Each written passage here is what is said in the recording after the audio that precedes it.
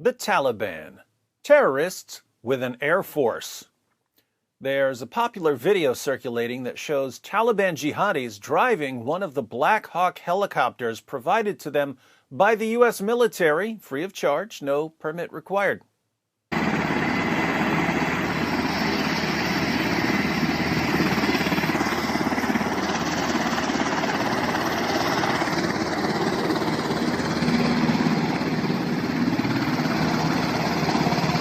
Notice I said driving, not flying. They drive the Black Hawk around the runway because they don't know how to fly it yet. They could always make some of the pilots from the Afghan National Defense and Security Forces show them how to fly their new helicopters and planes, or get some help from other countries.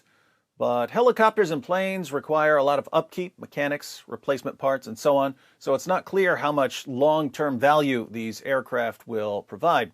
But Taliban jihadis do know how to shoot rifles and grenade launchers and drive Humvees, and they now have a ton of these, the BBC reports. A video recently posted on social media showed Taliban fighters looking on as an iconic piece of U.S. materiel, military hardware, a Black Hawk helicopter, was piloted across Kandahar Airport. The four-blade multi-purpose aircraft was just taxiing on the tarmac, but the exercise sent a message to the world. The Taliban were no longer a group of ragtag soldiers wielding Kalashnikov assault rifles on battered pickup trucks. Elsewhere, since the fall of Kabul on August 15th to the hardline Islamist group, the Taliban's fighters have been pictured showing off a host of U.S.-made weaponry and vehicles. So, American singing, dancing, sports, clothing, and movies, bad. American equipment for killing, good. Some of them were seen in complete combat gear in social media posts and couldn't be distinguished from other special forces from across the world. There was no characteristic long beard or traditional salwar kameez outfit, and certainly no rusted weapons. They looked the part. They seized these weapons after troops from the Afghan National Defense and Security Forces surrendered one city after the other. Some on social media said this made the Taliban the only extremist group with an air force.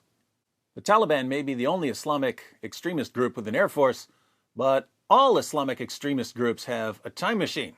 It'll send your country right back to the 7th century. How many aircraft does the Taliban have?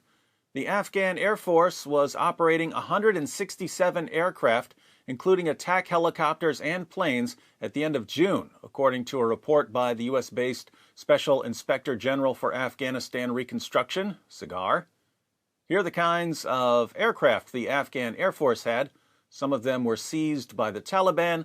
Some were flown to other locations before the Taliban could get them. Again, not sure how much use the Taliban will get out of its new Air Force, but who needs planes when you've got an all-American arsenal? While there are questions over the Taliban's air power, experts agree that they have the experience to handle sophisticated guns, rifles, and vehicles. And there are plenty of those in Afghanistan. Between 2003 and 2016, the U.S. unloaded a huge amount of military hardware on the Afghan forces it fought alongside. 358,530 rifles of different makes, more than 64,000 machine guns, 25,327 grenade launchers, and 22,174 Humvees, all-terrain vehicles, according to the U.S. Government Accountability Report. After NATO forces ended their combat role in 2014, the Afghan army was tasked with securing the country. As it struggled to counter the Taliban, the U.S. provided more equipment and replaced aging military gear. It supplied nearly 20,000 M16 rifles in 2017 alone. In subsequent years, it contributed at least 3,598 M4 rifles and 3,012 Humvees, among other equipment, to Afghan security forces between 2017 and 2021, according to SIGAR. Taliban jihadis were given no background checks whatsoever for any of these guns. Jihadis apparently have more rights than I do. Here are some Taliban jihadis on one of their new Humvees.